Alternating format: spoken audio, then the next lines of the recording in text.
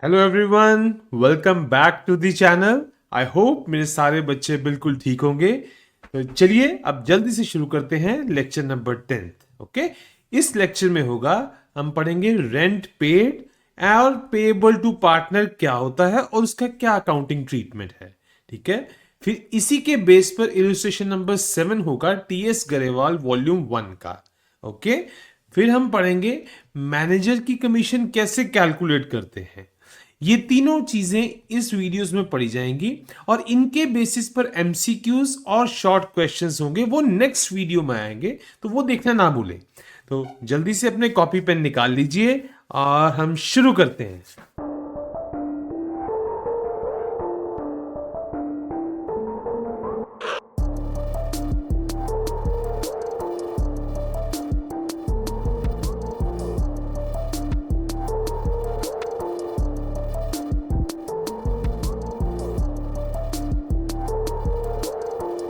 बच्चों देखो, rent paid और पेएबल टू पार्टनर क्या है। जब कभी भी फर्म किसी पार्टनर की पर्सनल प्रॉपर्टी यूज करती है अपने बिजनेस के लिए, तो फर्म को पार्टनर को रेंट देना ही पड़ेगा। जस्ट लाइक जैसे वो किसी थर्ड पार्टी के प्रीमाइसेस यूज करते हैं। ठीक है, रेंट उसको देना ही पड़ेगा। अगर फर्म कैश में दे देगी तो वहीं पे सेटलमेंट हो जाएगा। अगर फर्म डिले करेगी तो आउटस्टैंडिंग लाइबिलिटी खड़ी हो जाएगी। बट नेट प्रॉफिट कैलकुलेट करने से पहले फर्म को यह देना ही पड़ेगा। यह फर्म के लिए एक बिजनेस एक्सपेंस है। ओके, जैसे बिजली पानी के बिल होंगे ना, सैलरीज होंगी, वैसे ही ये भी एक एक्सपेंस है। ये एक, इसकी नेचर क्या होगी? नेचर है चार्ज अगेंस्ट प्रॉफिट। कि प्रॉफिट कैलकुलेट करने से पहले मैंडेटरी एक्सपेंस ये कंसीडर करना पड़ेगा। Okay, deducted before calculating net profit. Show कहां पे होगा? प्रॉफिट एंड लॉस अकाउंट के डेबिट साइड में, बिकॉज ये एक एक्सपेंस है। क्या एप्रोप्रिएशन अकाउंट में शो होगा? नो। वाई? बिकॉज एप्रोप्रिएशन तो प्रॉफिट का डिस्ट्रीब्यूशन है, ये तो एक्सपेंस है। अभी प्रॉफिट तो इसके बाद कैलकुलेट होगा। ठीक है, जैसे और सारे एक्सपेंसेस होते हैं ना charge against profit, for example rent, salary to employ, सब कुछ उसी तरीके से हमने इसका ही ट्रीटमेंट करना है। ओके, एप्रोप्रिएशन ऑफ प्रॉफिट तो क्या है? वो तो एक डिस्ट्रीब्यूशन ऑफ प्रॉफिट है। जैसे पार्टनर्स को सैलरीज डिस्ट्रीब्यूट करनी है, इंटरेस्ट ऑन कैपिटल देना है, वो एप्रोप्रिएशन है। अभी एप्रोप्रिएशन तक तो हम पहुंचे ही नहीं। अभी तो हम पहले उसको नेट प्रॉफिट कैलकुलेट करना है, पहले तो खर्चा पहले कंसिडर करना पड़ेगा ना। अब देखो, इसका मैं आपको बताता हूं कि ट्रीटमेंट कैसा होगा। पेमेंट ऑफ रेंट, देखो सपोज फर्म ने पार्टनर को रेंट पे कर दिया। ठीक है, just like a business expense, और कोई जैसे बिजली का खर्चा आता ना वैसे पे कर दिया। तो कैसा होगा? Expense account. एक्सपेंस अकाउंट में क्या होता है? एक नॉमिनल अकाउंट है जिसमें सारे खर्चे डेबिट बैलेंस में शो होते हैं। तो हम क्या करेंगे? बुकिंग कैसे करेंगे? रिकॉग्निशन ऑफ ट्रांजैक्शन कैसी होगी? एक्सपेंस अकाउंट को डेबिट करेंगे। ठीक है, और पेमेंट कर दिया है ना, तो एसेट कम हो गया। कौन सा एसेट कम हुआ है? जो पैसा था फर्म के पास, तो उसको क्या करना पड़ेगा? क्रेडिट, बिकॉज एसेट का डेबिट बैलेंस होता है। तो जितना एसेट बढ़ता है डेबिट बैलेंस बढ़ता है, जितना एसेट कम होता है डेबिट बैलेंस कम होता है। तो एसेट कम करने के लिए आपको क्रेडिट साइड एंट्री करना पड़ेगा। तो रिकॉग्निशन की एंट्री तो यही आ जाएगी। ठीक है, जो बुकिंग आपने कर दी। उसके बाद क्या होगा? ईयर एंड आया। ईयर एंड में आपको क्या करना पड़ेगा? जितने सारे खर्चे हैं वो पीएनएल में ट्रांसफर करने पड़ेंगे, नॉमिनल अकाउंट क्लोज करना पड़ेगा। तो इस समय नॉमिनल अकाउंट कौन सा है? रेंट अकाउंट है। तो इस समय उसमें का बैलेंस कौन सा खड़ा है? उसका डेबिट बैलेंस है। उसको क्लोज करने के लिए क्या करना पड़ेगा बच्चों? जल्दी से देखो, जल्दी से बताओ। उसको क्लोज करने के लिए रेंट अकाउंट को क्रेडिट करना पड़ेगा। रेंट अकाउंट क्रेडिट होगा तो डेबिट कौन सा होगा? प्रॉफिट एंड लॉस अकाउंट में ही खर्चे शिफ्ट कर रहे हैं ना, तो उसका उसमें डेबिट बैलेंस में ये एक्सपेंसेस खड़े हो जाएंगे। ओके, ये है अगर पेमेंट हो जाए तो। अगर फर्म पेमेंट कर दे तो। मोस्ट ऑफ द केसेस में फर्म बच्चों कभी पेमेंट करता नहीं है।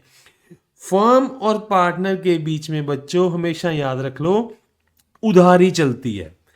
पार्टनर जब लोन देगा वो भी इंटरेस्ट नहीं देता फर्म को, उधारी चलती है।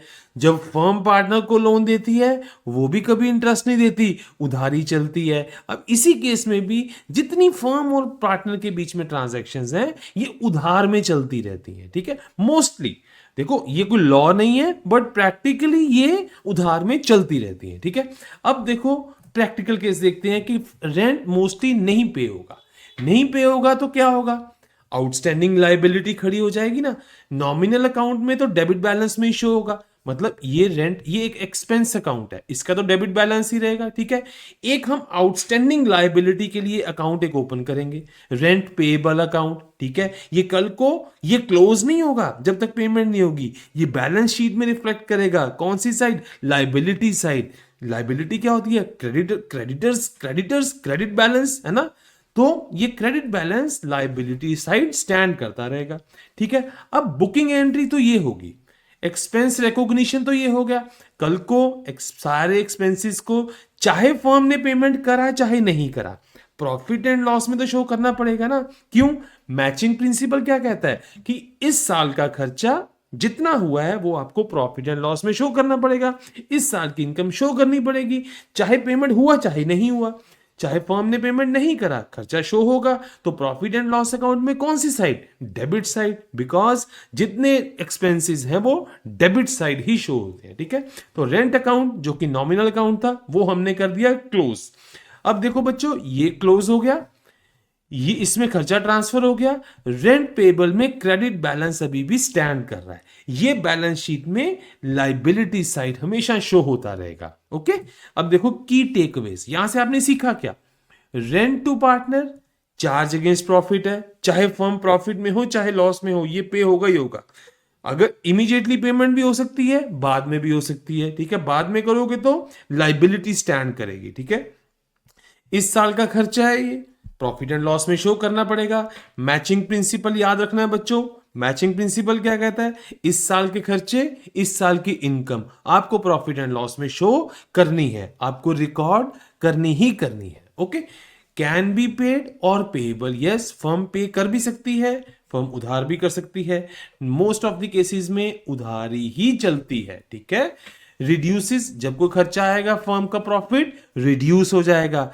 पार्टनर, ये पार्टनर की क्या है, एक तरह से इनकम है ना, ये पार्टनर की इनकम है, तो ये आपकी प्रॉफिटेबिलिटी कम कर दी इसने, बिकॉज खर्चा ऐड हो गया, एक लाइबिलिटी आपकी खड़ी हो गई, ठीक है। अब बच्चों इसी के बेस पे हम इलस्ट्रेशन नंबर 7 करेंगे, जो आपको इसके कॉन्सेप्ट्स को और ज्यादा स्ट्रांग करेगी, ठीक है। अब देखो क्या है, अरुण एंड रमन दो पार्टनर्स हैं। अरुण की कैपिटल 10 लाख है, रमन की 3 लाख है। रमन ने अपनी प्रॉपर्टी दी हुई है, ठीक है, कैपिटल उसका कम था बट उसने अपनी प्रॉपर्टी रेंट पे दी हुई है। 1 अप्रैल 24 को दी इसने। मंथली रेंट ये 5,000 लेता ही रहता है। फर्म ने क्या करा, अप्रैल से लेकर फरवरी तक का रेंट पे ही कर दिया, वाह, जो कि नहीं होता प्रैक्टिकली बट कर दिया उसने। अप्रैल टू फरवरी का रेंट उसने पे कर दिया, कितना था, 11 महीने का रेंट, ठीक है। मार्च का उसने पे नहीं करा, तो क्या जर्नल एंट्रीज होंगी, वेरी सिंपल बच्चों, जो जितने का पे करा है वो तो एक तरह से एक्सपेंस है, ठीक है, वो तो एक्सपेंस है, नॉमिनल एक्सपेंस अकाउंट में एंट्री हो जाएगी उसकी, एक्सपेंस अकाउंट डेबिट हो जाएगा, ठीक है। फर्म ने पे कर दिया तो बैंक अकाउंट उसका क्रेडिट हो जाएगा, वो कम हो गया एसेट, और एट द ईयर एंड हम ट्रांसफर कर देंगे। जितने का पेमेंट नहीं हुआ वो आउटस्टैंडिंग में खड़ा रहेगा, एंट्रीज उसमें भी यही होंगी, रेंट एक्सपेंस अकाउंट डेबिट होगा but outstanding payable account credit हो जाएगा, है ना। ऐसी एंट्री चलेंगी। चलिए अब देखो एक बार, recognition of entry of paid expense, paid expense है ना, तो क्या है, 55,000 बना था रेंट 11 महीनों का, तो ये उसने पे कर दिया, फर्म ने पे कर दिया। Rent account debit nominal account में शो हो गया और बैंक अकाउंट क्रेडिट हो गया, ये कम हो गया, ठीक है। अब ये फर्म ने दे दिया, रेंट अकाउंट अभी खुल गया, ठीक है, रेंट अकाउंट अभी ओपन ही है, डेबिट बैलेंस है उसका। उसके बाद क्या होगा, रिकॉग्निशन ऑफ पेएबल एक्सपेंस, मार्च का पे नहीं करा, पे नहीं करा तो कोई इशू नहीं है, एक्सपेंस तो था, रेंट अकाउंट तो अभी भी डेबिट होगा, बट क्रेडिट क्या होना था, क्रेडिट तो होना था बैंक अकाउंट, बट फर्म ने क्या करा, पे ही नहीं करा। अगर ये 5,000 भी दे देती तो यहां पे बैंक अकाउंट आ जाता, बट पे करा नहीं है, मतलब अगर पे करती तो एसेट कम हो जाता, पे नहीं करा तो लाइबिलिटी बढ़ गई। एक ही बात है, या तो एसेट कम कर दो या लाइबिलिटी बढ़ा दो। अगर ये 5,000 फर्म पे कर देती तो यहां पे बैंक अकाउंट आ जाता, मतलब आपका एसेट कम हो गया। अब पे नहीं करा, ठीक है, तो लाइबिलिटी बढ़ा दो भाई। अब रेंट पेएबल अकाउंट 5,000 हो गया, ये हो गई एंट्री। और अब एट द एंड क्या करोगे, ईयर एंड पे जितने एक्सपेंस हुआ है उसको प्रॉफिट एंड लॉस में शो करोगे। 55,000 का ये एक्सपेंस है, 5,000 का ये एक्सपेंस है, 60,000 शो हो रहा, आपको शो करना पड़ेगा प्रॉफिट एंड लॉस में। रेंट अकाउंट में अभी स्टैंड कर रहा है डेबिट बैलेंस 60,000 का, उसको क्लोज करने के लिए आपको क्रेडिट साइड एंट्री करनी पड़ेगी। तो इस तरीके से ये आपकी एंट्रीज ये कंप्लीट हो जाएगी। ठीक है बच्चों, आई होप आपको ये इलस्ट्रेशन क्लियरली समझ आया होगा। ठीक है, नेक्स्ट देखते हैं मैनेजर की कमीशन क्या होता है। बच्चों मैनेजर एक तरह से फर्म का इंप्लॉय है। ठीक है, फर्म का इंप्लॉय है जो दिन रात बाकी इंप्लॉयज के जैसे काम नहीं करता। इसकी टेंडेंसी होती है कि फर्म की सेल्स, फर्म की प्रॉफिट ये ज्यादा से ज्यादा हो, ये ज्यादा से ज्यादा हो, क्योंकि जो इसको सैलरी मिलेगी ना, कमीशन भी एक तरह से आप सैलरी समझो, ये जो सैलरी मिलेगी ना ये उस प्रॉफिट पे डिपेंड होगी, ये वो सेल्स पे डिपेंड होगी, ये जितनी करी होगी, मतलब इसकी कोई फिक्स नहीं होगी सैलरी। और वो जितना प्रॉफिट ज्यादा होगा ना इसको उतनी ज्यादा कमीशन मिलती रहेगी। तो ये मैनेजर ना दिन रात काम करेगा कि फर्म की प्रॉफिटेबिलिटी बढ़ाओ, प्रॉफिटेबिलिटी बढ़ाओ उसकी। ठीक है, ये कमीशन है एक तरह से उसकी। ठीक है, देखते हैं manager is an employ of the firm, commission is normally linked with the profit. ठीक है, मैनेजर विल वर्क हार्डर, आपको बता ही दिया है, जब भी प्रॉफिट बढ़ेगा तो मैनेजर को भी बेनिफिट होगा।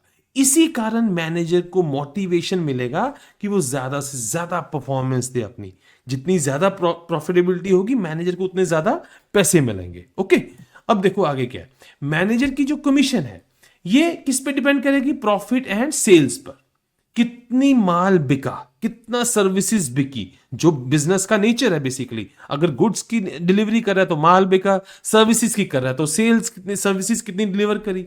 तो मैनेजर की कमीशन उस पर डिपेंड करेगी, एक तो सेल्स पर और एक प्रॉफिट पर, ये दो चीजों पर डिपेंड करेगी। ओके, बट मोस्टली ये प्रॉफिट पर डिपेंड करती है और हमारा ये वीडियो लेक्चर भी प्रॉफिट के अराउंड ही रहेगा। ठीक है, तो देखो देखो बच्चों क्या होता है नॉर्मली, जो मोस्टली जो आपको प्रॉफिट गिवन होगा ना वो बिफोर चार्जिंग दी कमीशन होगा। चार्जिंग ना ये थोड़ा सा टिपिकल वर्ड है, मैं आपको बता दूं, चार्जिंग का मतलब है कॉन्सिडरिंग।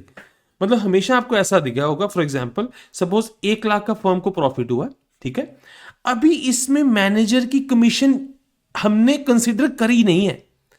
मैनेजर की सपोज कमीशन इसमें आ जाए 5,000, ठीक है, तो फिर एक्चुअल में फर्म का प्रॉफिट कितना आ जाएगा, 95,000, है ना। मतलब मोस्टली आपको मैनेजर की कमीशन से पहले वाला प्रॉफिट ही गिवन होगा, जिसको हम बोलेंगे प्रॉफिट बिफोर चार्जिंग कमीशन। मतलब profit before considering commission, before charging commission का मतलब before considering that commission. Okay, for calculating the commission either of the two profits can be given. ठीक है, ये भी हो सकता है बच्चों, ये तो मोस्टली यही होगा, बट समटाइम्स ये प्रॉफिट गिवन होगा आपको, इसको बोलेंगे हम प्रॉफिट आफ्टर चार्जिंग कमीशन। ठीक है, ये गिवन होगा और आपको बोला जाएगा कि कमीशन निकालो, समझ गए। तो उसका फॉर्मूला थोड़ा सा अलग हो जाएगा। अगर तो देखो आगे मैं आपको बताता हूं, अगर ये प्रॉफिट गिवन है ये और कमीशन इसका कुछ परसेंटेज है फिर तो बहुत इजी है।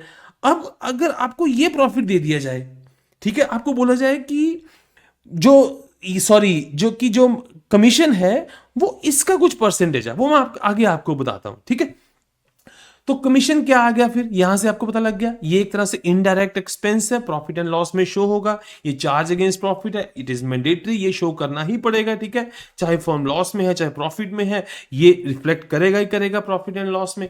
अगर फर्म पे कर देगी तो वेल एंड गुड है, नहीं करेगी तो लायबिलिटी स्टैंड हो जाएगी, है ना। अब देखो मैं आपको इसके फॉर्मूलाज बताता हूं क्या है। Commission on profit before charging commission, देखो मैनेजर की कमीशन क्या है बच्चों, देखो मैनेजर की कमीशन किस पे डिपेंड करेगी, प्रॉफिट पर। तो कमीशन नॉर्मली प्रॉफिट का कुछ परसेंटेज होगा। जैसे मैंने एग्जांपल दिया, सपोज फर्म को 1 लाख प्रॉफिट हुआ, 1 लाख में से कुछ सी कमीशन चला गया। अब सी 1 लाख क्या है, प्रॉफिट को चार्ज करने से पहले, प्रॉफिट को कंसिडर करने से पहले, तो ये सी कमीशन था। ठीक है, तो बैलेंस कितना रह गया, नेट प्रॉफिट 1 लाख में से सी माइनस कर दिया, इतना ही रह गया ना। अब क्वेश्चन में नॉर्मली क्या गिवन होगा कि जो कमीशन है ना ये प्रॉफिट का कुछ परसेंटेज है। ठीक है, जैसे फॉर एग्जांपल 10%, 15%, 20%, तो उस केस में फिर कमीशन कैलकुलेट कर लेंगे ना, बहुत इजी है। Profit before charging commission given है, प्रॉफिट के कितने परसेंट है कमीशन वो भी गिवन है, तो इजी हो जाएगा ना। इसमें तो कोई इतनी बात नहीं है, सिंपल मैथमेटिक्स है। कि लाख रुपया प्रॉफिट था, रेट 10% है तो 10% इसका कैलकुलेट कर लो, 10,000 रुपया प्रॉफिट आ जाएगा।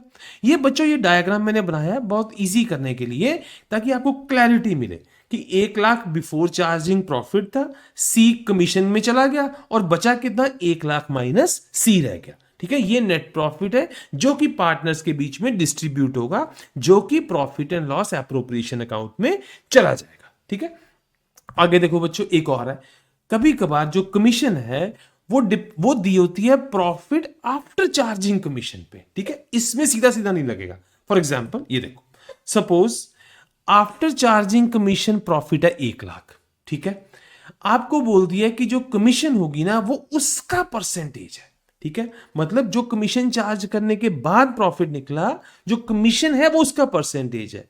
फॉर एग्जांपल इस केस में, अब मान लो इस केस में मान लो 1 लाख प्लस सी एग्जाम्पल है। ठीक है, आपके पास प्रॉफिट बिफोर चार्जिंग कमीशन था, सी कमीशन चला गया, 1 लाख बच गया, 1 लाख डिस्ट्रीब्यूट हो जाएगा। हमें गिवन है अब सी जो है वो इसका परसेंटेज है, तो बहुत इजी रहेगा ना। अगर आपको आफ्टर चार्जिंग कमीशन प्रॉफिट पता है 1 लाख, तो रेट 10% है, तो आप कैलकुलेट कर लोगे ना। तो ये तो बहुत इजी हो गया। बट बच्चों होता क्या यहां पे, एक बड़ी ब्यूटीफुल सी चीज है। होगा क्या, आपको बोला तो ये जाएगा कि कमीशन जो है प्रॉफिट आफ्टर चार्जिंग का है। ठीक है, उस पर डिपेंड करता है, बट दिया ये होगा। जो पिछली एग्जांपल में मैंने तो देखा ना कि हमने दिया ये था, बट दिया ये होगा। ठीक है, ये नहीं गिवन होगा। प्रॉफिट उस पर डिपेंड करता है, बट गिवन ये है। तब क्या करना पड़ेगा, सिंपल मैथमेटिक्स है बच्चों। ये देखो, सी क्या है, कमीशन क्या होता है, 10% किसका, प्रॉफिट आफ्टर चार्जिंग कमीशन का, 1 लाख 10 माइनस सी का, तो 10% कैलकुलेट कर लो, 10/100, मैथमेटिक्स सिंपल, 100 उधर ले जाओ, 100C is equal to 10, 1 lakh minus C, 100C plus 10 आ गया। ठीक है, ये मल्टीप्लाई जब करेंगे तो ये आ जाएगा, तो C equals to this thing, C ये आ गया, यहां से कमीशन निकल गया ना। कहने का मतलब अब आपको सीधा 10% नहीं लगाना। 10% क्या होता है, आप ये करते थे ना 10/100, अब सीधा ये नहीं लगा देना 1 लाख पे, आपको ये लगा देना बस। 10/100 नहीं लगाना, आपको 10/100 प्लस 10 लगाना है। कब लगाना है, अगर आपको दिया जाए कि commission is percentage of profit after charging commission, but जो प्रॉफिट गिवन है वो बिफोर चार्जिंग है। ठीक है, तब ये लगेगा। तो इसका एक बार बच्चों फटाफट से फॉर्मूला नोट कर लो। फॉर्मूला क्या है, प्रॉफिट बिफोर कमीशन गिवन होगा आपको। ठीक है, तो into rate divided by 100 plus rate. Okay, ये फॉर्मूला लगेगा। अच्छा, अगर आपको सपोज यही दे दिया क्वेश्चन में, तो पूरे का पूरा यही दे दिया, तब मत ये लगा देना, तब तो सिंपल ही है ना, तब तो उसका परसेंटेज निकाल दो, तब तो सिंपल है, profit after commission into rate divided by 100। Suppose आपको यही दे देते हैं, जैसे पिछले क्वेश्चन में था कि 1 लाख है, तो इसका तो 10% निकाल लो फिर, अगर यही दिया हुआ है। बट समस्या बच्चों ये है कि ये नहीं गिवन होगा, ये गिवन होगा। तो ये गिवन है तो फिर थोड़ा सा आपको घुमाना पड़ेगा। ठीक है, फिर सिंपल परसेंटेज मत निकालना। सपोज अगर 5% है ना, तो 5/100 मत कर देना, सिंपल 5/100 प्लस 5 कर देना, बस सिंपल। अगर 9 सपोज आपको परसेंटेज गिवन है 20%, तो सीधा 20/100 मत करना, 20/100 प्लस 20 कर देना, बस इनटू जितना भी अमाउंट है, सपोज 1 लाख है। तो ये था बच्चों कि कमीशन कैसे कैलकुलेट करते हैं। ओके, आई होप बच्चों आपको सारे कॉन्सेप्ट अच्छे से समझ आए होंगे। अगर आपको ये वीडियो अच्छा लगा हो, लाइक शेयर एंड सब्सक्राइब जरूर करें। आपको जान के बहुत खुशी होगी, इससे हमें बहुत मोटिवेशन मिलता है और नई नई वीडियोस बनाने के लिए हम एनकरेज होते हैं। अगर आपको ये वीडियो अच्छा भी लगा हो और अपने फ्रेंड्स के साथ भी शेयर करें, सो दैट वो भी इस वैल्यूएबल कंटेंट का फायदा उठा सकें। थैंक यू सो मच बच्चों।